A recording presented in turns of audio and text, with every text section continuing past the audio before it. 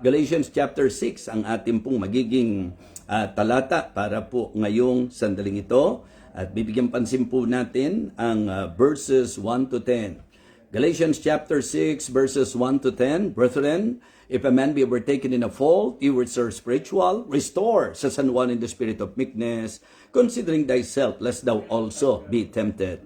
Bear ye one another's burdens, and so fulfill the law of Christ. For if a man think himself to be something when he is nothing, he deceiveth himself. But let every man prove his own work, and then shall he have rejoicing in himself alone, and not in another. For every man shall bear his own burden. Let him that is taught in the word communicate unto him that teacheth in all good things. Be not deceived, God is not mocked. For whatsoever a man soweth, that shall he also reap. For he that soweth to his flesh shall of the flesh reap corruption. But he that soweth to the Spirit shall of the Spirit reap life everlasting. And let us not be weary in well-doing, for in due season we shall reap if we faint not. As we have therefore opportunity, let us do good unto all men, especially unto them who are of the household of faith. Let us go to the Lord in prayer. Our loving God, our Father in heaven, thank you so much for giving us another opportunity to study your precious words. Thank you even for the eagerness of your people to hear your message. I pray that you will bless me and use me once again. Empower me, O Lord, and fill with your Holy Spirit. Guide me and give me wisdom. Reach the heart of your people. May you enlighten our minds, Heavenly Father, and may we apply this message in our Christian life. Again, thank you so much. Bless each and every one of us, O God, and all of these things we ask in Christ's most precious name. Amen. Amen. Okay, so ngayong sandaling ito, tayo po ay magbibigay pansin sa napakaganda pong paalala ni Apostol Pablo. Actually po, bantad at pamilyar po tayo doon po sa laging nagagamit. Ito po yung bear ye one another's burdens. Magdalahan tayo ng bigat sa isa't isa, ng isa't isa. So yan po ang isa sa nabibigyang pansin sa passage na ito. Napakarami po. In fact, nung ako pinag-iisip kung ano kaya ang magandang maging title nito, isa rin po sa maganda, Fulfill the Law of Christ.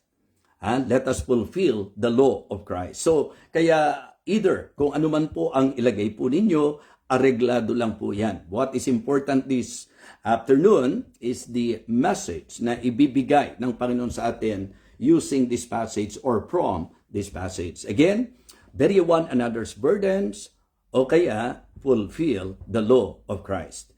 Tatlong bagay po ang gusto kong bigyang pansin. Alam niyo po, si Apostol Pablo, one of the obvious concern of the Apostle Paul, especially every time na sumusulat po siya sa mga churches, ay ang relasyon. Pag inaral po natin sa realidad ng buhay, ang maraming bagay po ay nakadepende sa relasyon.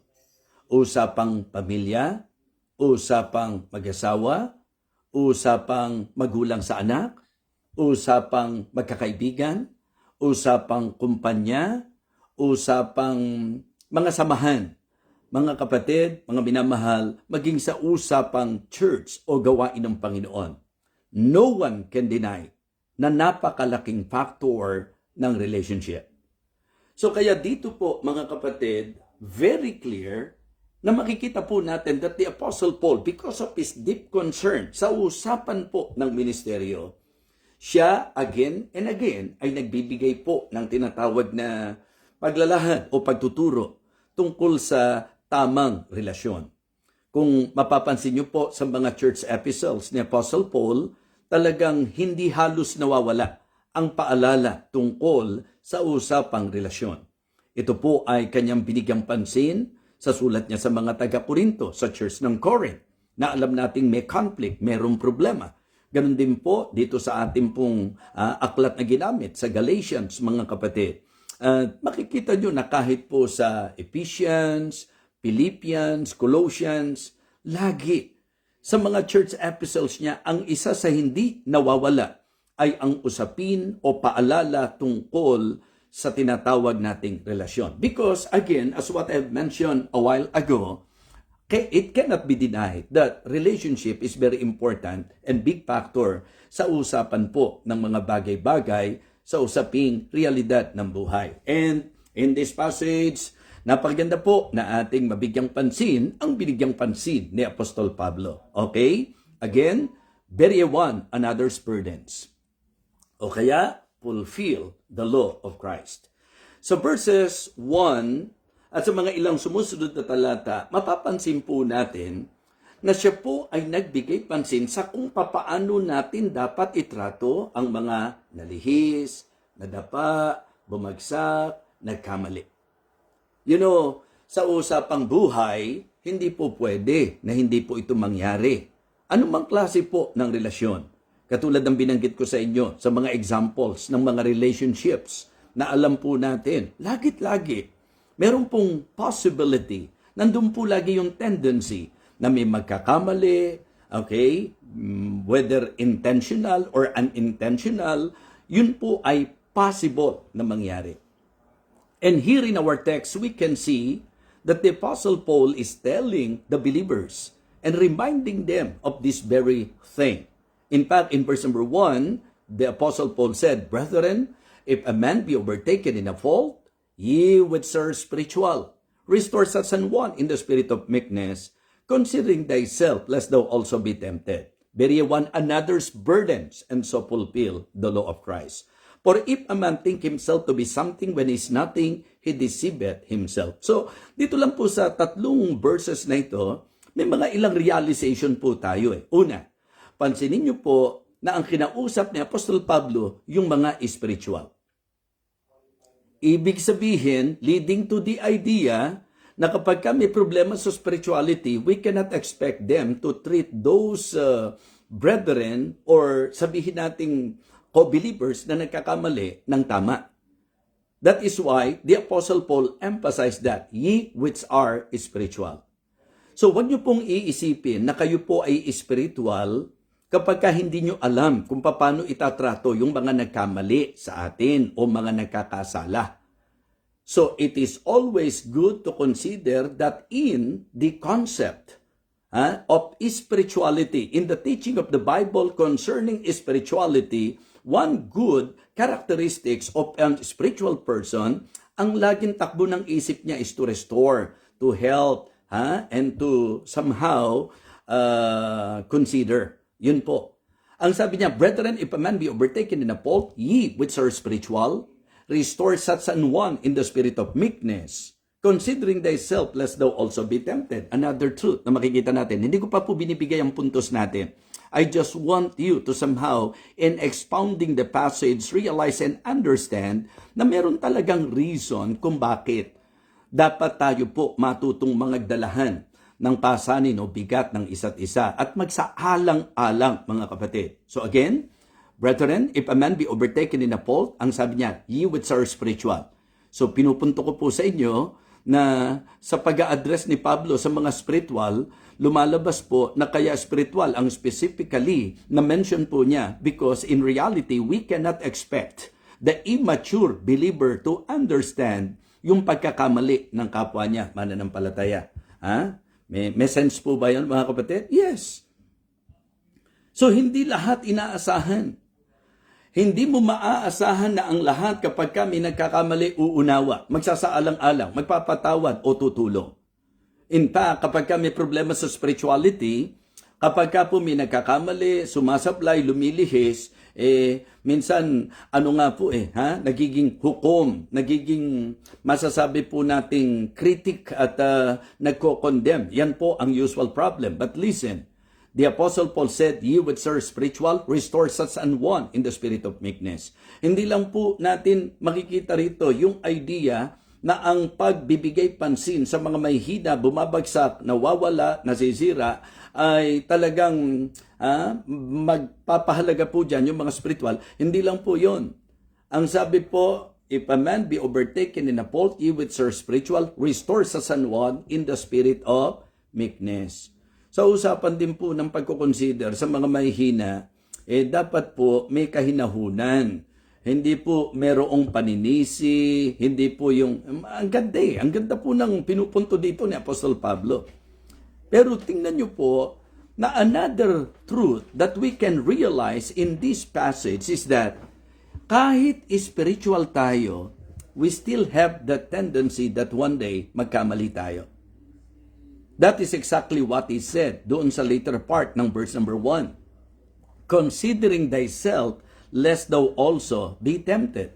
Kaya ang sabi niya, bear ye one another's burden, and so fulfill the law of Christ. So the first point that I would like to share is that we need to lift up the weak. Atin pong itayo, atin pong itaas, atin pong bigyang pansin ang mga mahihina. So yan po, sa usapan pong mensahe natin na magdalahan tayo ng basanin at bigat ng isa't isa.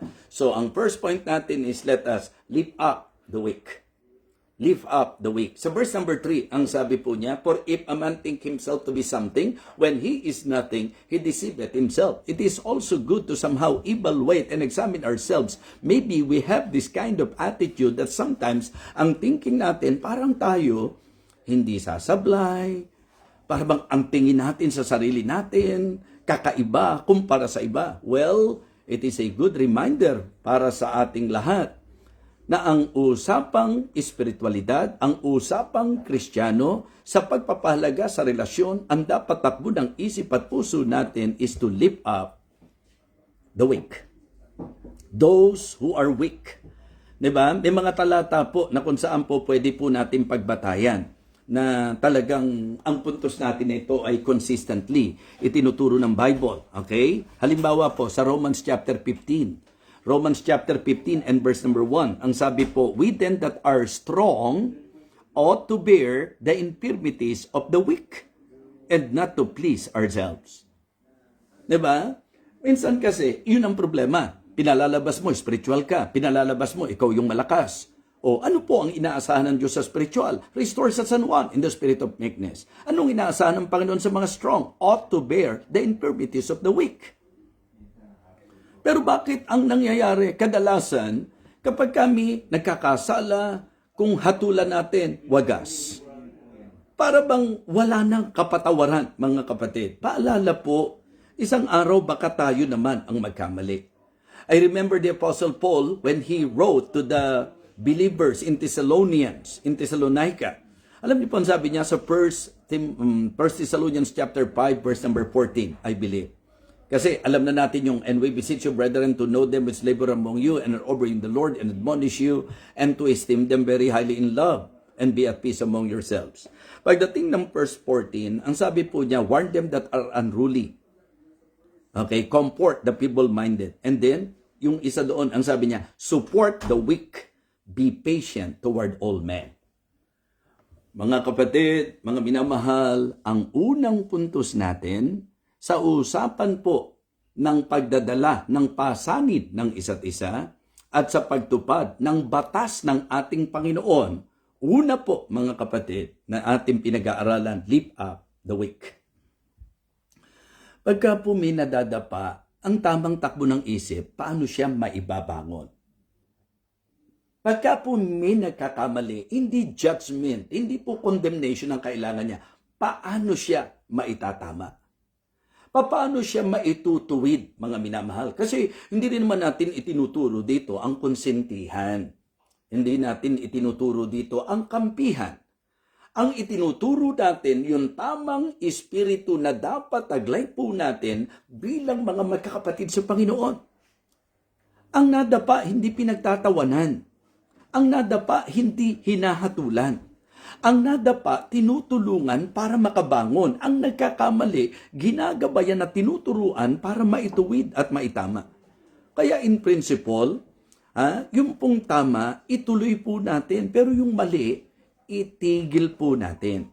So kaya again, just to remind everyone, hindi po nagtuturo ang preaching na ito na atin pong konsentihin at i-condone. This is not to consent, to condone those who are doing evil. No. Kung titingnan po natin, dalawang bagay po. May mga sumasablay, dala ng kasamaan, at may sumasablay, dala ng kahinaan. Kaya kapag ang espiritong taglay natin, pag may nawala, hinahanap. Okay? Pag kami nagkamali, mga kapatid, inuunawa, inaabot. Kapag ka puminadapa, itinatayo. Yun po ang maliwanag. Wag daw po tayo dumating doon sa punto na ang thinking natin sa sarili natin, kakaiba tayo na parang hindi tayo nagkakamali, hindi tayo magkakamali. Mga kapatid, mga minamahal, napakagandang mabigyang pansin po natin ang paalalang ito. So, number 1, lift up the weak. Okay, number 2, love the workers. Love the workers. Ang sabi po ng verse number 6, let him that is taught in the word communicate unto him that teacheth in all good things. Dito naman, gusto kong bigyang pansin natin na bagamat ang puntos natin mahalin ang manggagawa, pero maganda rin po na makita natin yung idea na ang talagang disenyo ng Diyos sa manggagawa ay ang magturo. At pagka pinag-usapan po natin ang pagtuturo, hindi ito pangangaral lang. This is what I realized in my life in the ministry as a pastor and as a leader. Na ang pagtuturo po is not only doon po sa pulpito. Ang pagtuturo po ay kahit sa buhay. Kaya nga sabi ng Bible, di ba? Ang sabi po mga kapatid, remember them that have the rule over you, who have spoken unto you the word of God, whose faith follow considering the end of their conversation. Actually po, ang napaka-epektibong pagtuturo, hindi yung pagsigaw lang sa pulpit eh. Ang napaka-epektibong pagtuturo ay ang pagpapakita ng tamang halimbawa. Kaya nga sabi ko po, at ito po ay blessing sa amin, na kapag ka po once a month, nagkakaroon kami ng mentoring ng mga pastors and the same thing, na gusto kong maging impluensya sa mga inaalagaan po nating pastor, particular doon po sa Living Water, kasi marami po kaming staff, yung mga pastoral staff na tinatawag. Yes. And then nagde-develop at lagi kami nagte-train ng mga preachers. At ang isa sa amin pong inaalis na konsepto, even sa Victory Fundamental Baptist Church, huwag niyo pong titingnan na ang usapin ng pagtuturo sa pulpito lang. Mga kapatid, kasi kung magiging honest po tayo, napakaraming mga preachers na kapag kasusukatin po natin, pag nakatayo sa pulpito, magaling magsalita. Pero kamusta po ang ehemplo na dapat sana mas magandang pagtuturo, yung halimbawa na po pwedeng ipakita natin? Mahirapan ka. Kung ikaw ay totoo sa sarili mo, mahirapan kang magturo at humamon ng mga mananampalataya. Tuturuan mo silang humayo, tuturuan mo silang mag-soul winning, mag-soul win kung ikaw mismo hindi soul winner. How can you challenge your people to be generous? Diba? Kung tayo po mismo hindi generous. How can we teach them to love kung tayo mismo hindi loving? Mga kapatid, mga minamahal, sinasabi ko po sa inyo, ang ganda po ng sinabi nitong si Apostol Pablo sa kanyang mga sinulatan na dapat daw po, mga kapatid, makidamay sa nagtuturo. And I believe, yan po ang godly design. Yan po ang masasabi nating divine pattern na talagang dapat ang mga mananampalataya marunong makidamay sa mga nagtuturo sa kanila. Pero tingnan nyo naman, para maging parehas po tayo, niliwanag ko muna kasi ang sabi po ng talata, let him that is taught in the word communicate unto him that teacheth in all good things. So, ito po yung relasyon ng leader sa mga tinuturuan, sa mga miyembro. So, pero siyempre po, yung pong balance ng salita ng Diyos. Like for example, ang 1 Timothy chapter 5 verse 17 ay hindi basta po pwedeng i-quote namin bilang mga pastor. Na dahil pastor kami, sasabihin namin, oy, dapat double honor dapat double honor kasi pastor kami. Well, alam niyo po, mga kapatid, ang importante lagi sa Biblia ay yung kaeksaktuhan nung kung paano po talaga sinabi. Sa Biblia po, hindi sinabi na pagpastor double honor. Ang sinabi po, let the elders that rule well be counted worthy of double honor. In fact, hindi ko nga ididikta sa mga miyembro yan. Diba? The pastor should not dictate that. Okay? Just be faithful, do the task, do the will of God in your life, love the people, labor for them, okay? And try to minister to them. In return, you will surely, okay? Reap yung pong bunga po ng pagmamahal na yan. So kaya, ang sabi po ni Apostol Pablo, let the elders that rule well. Kaya kung kukompletohin natin, hindi po lahat ng pastor, kundi yung pastor na nagro-rule well. Ibig sabihin, he is really doing the work. Diba? He is really accomplishing the will of God. He is following the Lord in his life to take good care of the flock, to take good care of the people.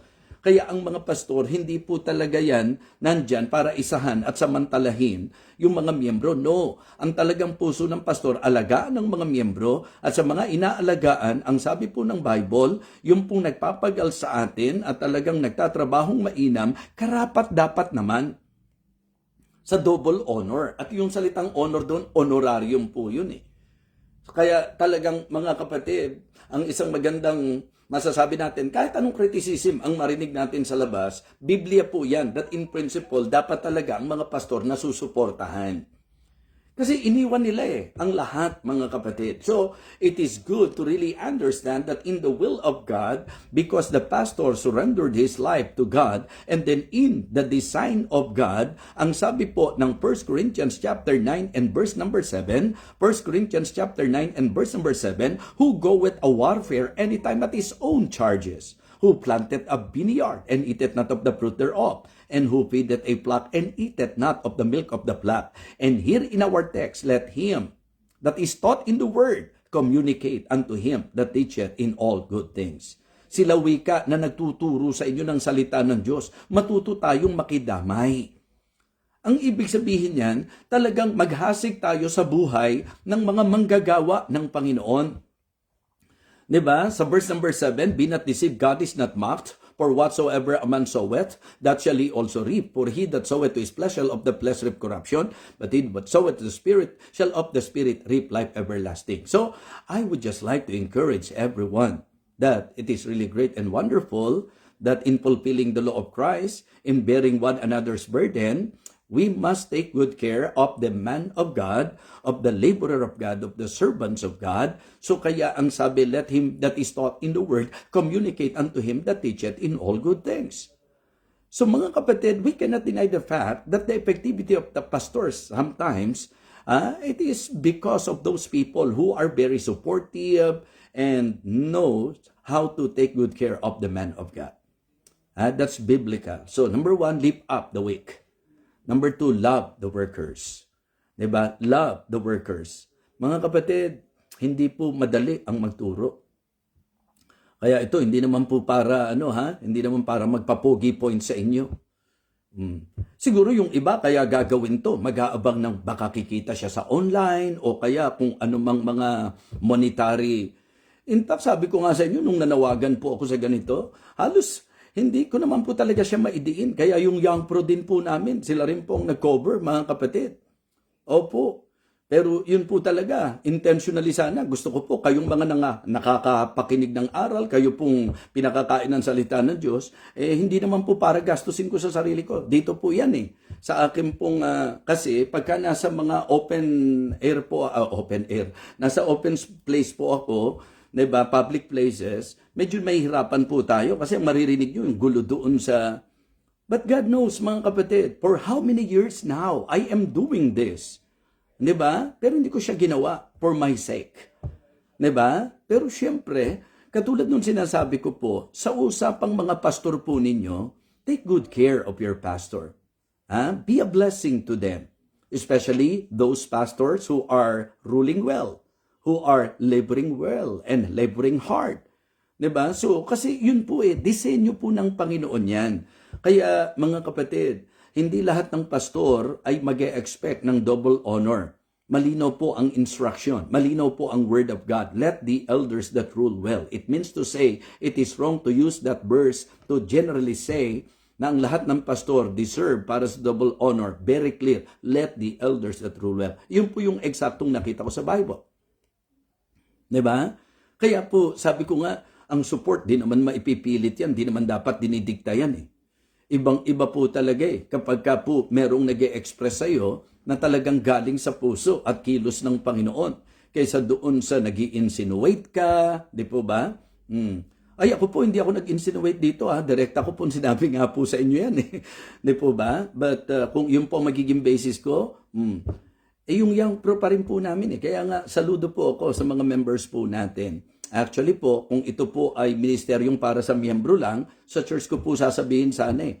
Pero dahil ito po yung ginagamit ko, ito po ang gamit ko dito, ito pong ating Believer's Breakfast, kaya ko lang po sinabi. And I really praise God because of the learning of the members of Living Water Baptist Church, because in spite of the fact that I announce it publicly, but still, sila pa rin po. Because hindi, in fact, kala nga po nung iba nagbibiro lang ako dahil hindi nga po ako used. Kaya lang, medyo naging mabigat din po kasi. Kaya sabi ko, I need rescue. But I praise God sapagkat talagang ibang-iba yung mga naturuan. So, again, lift up the weak. Yan ang attitude na dapat meron tayo. Kasi pag hindi po natin natutunan yan, paano po pag may nagkakamali sa church? Paano po pag may nadadapa? Uulitin ko po ang balance natin dito, hindi tinuturo ni Pablo ang pagkonsente. Hindi rin po tinuturo ni Pablo ang condoning. Diba? Hindi po, mga kapatid. Hindi po dapat nagkakampihan, hindi po dapat nagkakaroon ng tinatawag nating konsentihan. Ang kalooban ng Panginoon ay tulungan na makabangon. Okay? So, yun po ang particular tayo. Ang sabi, brethren, if a man be overtaken in a fault, ye which are spiritual, restore such an one in the spirit of meekness. Kahit nga po yung klase ng pagtulong, hindi yung para kang, yung bang self-righteous, holier than thou ang attitude. Kaya nga ang dulo niya, considering thyself lest thou also be tempted. And then, bear one another's burden, and so fulfill the law of Christ. At ang paalala niya, for if a man think himself to be something when he is nothing, he deceiveth himself. Yung pang mga, kung umakto, parang siya walang mali, parang hindi magkakamali at hindi nagkakamali. Naku, delikadong espiritu po yan. Pangalawa, love the workers. Let him that is taught in the word communicate unto him that teacheth in all good things. Yung ginagamit natin sa salitang makidamay, diba? Hindi natin dapat napapabayaan yung mga naglilingkod sa Panginoon. And I for one can say that I'm so much blessed having Living Water Baptist Church as, flock entrusted to me by God. And now Pastor Norman Gatdula is the one talagang leading the flock. Pero nandito pa rin po, diba? Nakakasa pa rin po tayo, nakaagapay pa rin po tayo. Dito nga po mga kapatid, hindi rin naman talaga biro kung paano magmahal ang mga members. Kaya ang Living Water Baptist Mission London, kumbaga yung effort na ginagawa nila. Kaya doon sa mga gustong makipagtulungan, lalo na usapang mission po ito, alalayan po natin sapagkat si Pastor Jabez po, magandang makarating na po dito mga kapatid. Sapagkat may bahagi na kung saan kailangan natin mag-work together. And again, let me take this opportunity to say to our people, particularly at Living Water Baptist Church Santa Mesa, my salute to you because of your positive response and because of your good heart for the mission and for the man of God. And I know that it is an encouragement to Pastor Jabez to feel that we really love him, being God's servant, and we really love the work. And that is the third point that I would like to share. Lift up the weak, love the workers. Mga kapatid, isang maganda rin po, labor in the work. Labor in the work. Paano po pumasok yan sa bear one another's burden? Alam niyo po, hindi naman problema lang ang usapan, hindi naman pagkakamali lang. Okay, the pastor cannot do the work alone. Diba? We need to help the man of God. We need to help each other. Yun po yung concept, mga kapatid. Ang gawain po kaya nagiging madali. And please understand, if I use Living Water Baptist Church or even Victory Fundamental Baptist Church as my examples. Why? Kasi tingnan nyo po, how can I do all the things that the Lord, di ba, entrusted to me? Paano ko po magagawa yan kung walang tutulong po sa akin? Ang laking help na may pastor tayo. Ang laking help na may pastoral staff tayo. Ang laking help na may deacons tayo. Ang laking help na may mga preachers tayo. Ang laking help na may leader tayo sa ladies. Ang laking help na may leader tayo sa men. Ang laking help na may nangangasiwa sa youth. Ang laking help na may nangangasiwa sa children's ministry. Ang laking help na may nag-aasikaso sa audio. Ang laking help na may nag-a-usher at ushering. Ang laking help na may nagsosong lead. Ang laking help na meron pong mga nagre-render ng mga special numbers. So, I mean, if we will just consider, mga kapatid, it is wrong for the pastor to do everything. Diba? It is good to somehow develop that in the ministry, diba? Develop our people so that they can help us in the ministry. So we need to labor, diba?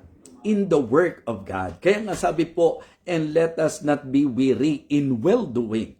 For in due season, we shall reap if we faint not. Ito po ay applicable doon sa pagko-contribute, doon sa pagsuso, mga kapatid. And when we say sowing, we are not just referring to giving. When we say sowing, this is also referring to the things that we are doing for God and in the ministry of God. So kaya huwag kayong humanap ng palakpak ng tao. At huwag kayong mapagod kapag hindi pinupuri, mga kapatid. Don't you ever get tired in doing God's work. As you do the work, you better examine and check your motive, because our motive should be for God's glory, to glorify God. Laging yun po ang ating pong dapat motibo, yung mag-glorify po natin ang Panginoon sa lahat po ng ginagawa natin. Kaya kapag yung motive na yan, tama, na talagang ang labor natin sa gawain, para sa Diyos, hindi ba? Let us not be weary. Yun lang palang po, magiging paalala na talagang dapat labor lang tayo ng labor. Kasi sabi, hindi daw tayo dapat mapagod. Kamusta ka, kapatid? Pagod ka na ba? Nag-iisip ka na bang itigil na yung ginagawa mo? Diba? Naiisip mo ba na parang unnoticed naman yung aking pagsaserve?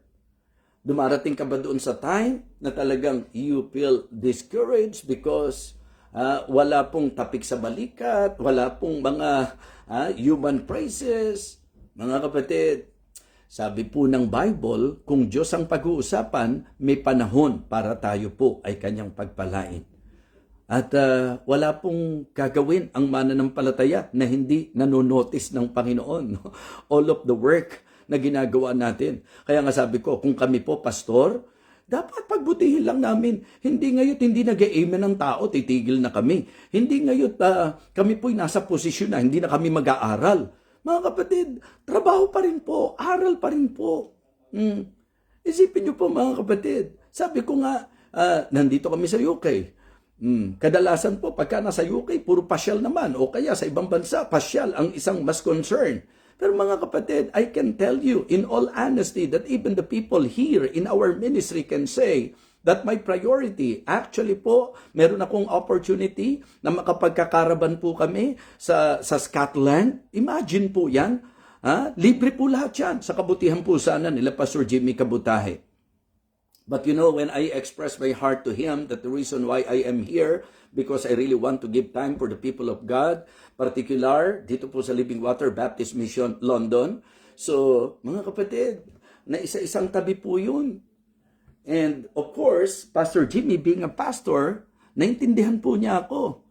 Dahil kaya ako nagpunta rito to give time, to minister to our people here. Well, hindi ko po maididinay na nakaka-enjoy din po kami na pinapasyal po nila kami sa pagkakain. Pero almost every day po, Pastor Emerson Cruz can attest to you that from Italy hanggang dito po, mga kapatid, sa haba ng time na pinagstay namin, tanong nyo po, siguro kung hindi po Kristiyano tong mga kasama ko, baka po pwedeng sabihin nila, ano ba yan? Nasa ibang bansa ka nga, pero araw-araw naman, mga kapatid. Kaya kailangan ko po yung mga mananampalatayang magmamahal talaga ng gusto. Yung bang mananalangin at makikidamay po sa akin kasi hindi biro yun lang pong kakulangan ng tulog, di po ba mga kapatid? Tayo nga lang, naging katuwaan na lang natin yung walang gising Mas mainam yung walang tulog kaysa walang gising, pero hindi po healthy na kapag hindi ka nakakatulog ng normal, mga kapatid. Kasi ang tao, pagka normal, dapat normal ang tulog niya. O ano ngayon ang itatawag nyo sa taong hindi normal ang tulog? Diba? So mga kapatid, kidding aside, it is not an easy thing. But of course, ang pinag-uusapan natin, gawain ng Diyos. Madali bang mamiss mo ang napakaganda at napakabait mong asawa, ang iyong mahal na anak? Hindi po madali yan, mga kapatid. Mga sacrifices po yan. Ayan na. Bumabangon na yung emosyon. Di po ba? So sometimes if you are, conducting yourself that it seems that everything is okay, people are thinking that I am always okay. Di ba? They do not know my pain. My heart aches. My heart cry. Di ba? So, kaya yung mga pastor nyo, wala kayong kaalam-alam kung anong mga pinagdadaanan po niyan. Kung ano po yung mga atake ng dyablo sa buhay niyan. Kaya nga ang tama, mahalin po sila. At ang pinakakonsuelo po namin ay yung makita na hindi kami nag-iisa sa gawain. Mga kapatid, labor in the work of God. Di ba may member, minsan di mo lang mapansin. Ang dami ng issue na nagawa sa iyo. Pero yung mga pastor, pag hindi ba napapansin ng mga miyembro, pagka nai-ignore ba ng mga miyembro, ginagawa ba niyang issue yan? Kasi kami po, nasa ministry, not for anything else, but because it is the task of God. But if we can just consider the balance of our message this afternoon, it is a good teaching to apply, mga kapatid. Lift up the weak. Pag kami namamali, pag kami nalilihis, hindi pinagchichismisan, hindi mga sinisiraan, hindi inaatake, hindi tinatapakan. Lift up the weak. Mahina na nga tatadyakan pa natin. Mahina na nga pipintasan pa natin. Anong sabi ng Bible? We then that are strong ought to bear the infirmities of the weak. Yun po ang sabi. You with your spiritual restore sa San Juan. Kaya kapag ang espiritu natin paatake, ang espiritu natin pahusga, ang espiritu natin talagang masasabi nating pagpapalala sa problema ng kapwa natin, may problema ka. And then love the workers.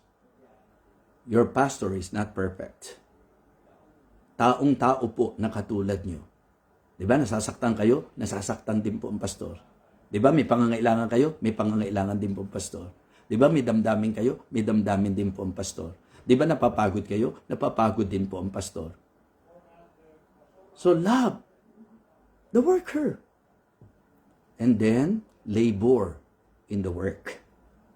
As we have therefore opportunity, let us do good unto all men, especially unto them who are of the household of faith. Kaya kapag tiningnan nyo po, doon sa lift up the weak, verses 1 to 3, pwede nyo na pong i-include yung hanggang 5. Doon naman po sa love the workers, verses 6 and 7.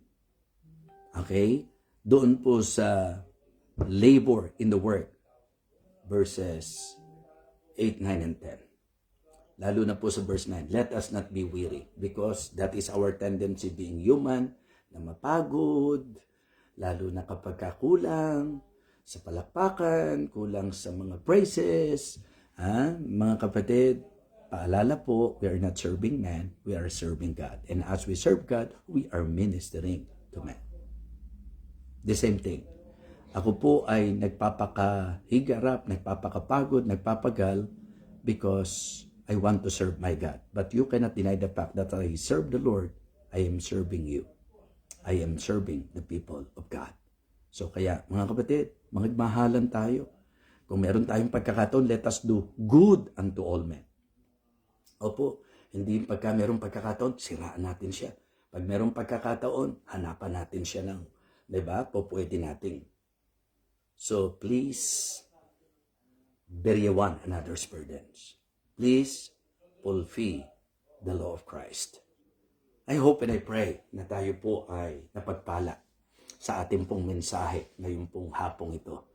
Thank you, Sister Gail. To tell you honestly, parang hindi na ako may schedule po kami uli eh. Pero salamat. Because na-move ang heart ko sa mga katulad nyo na laging uhaw at gutom sa salita ng Diyos.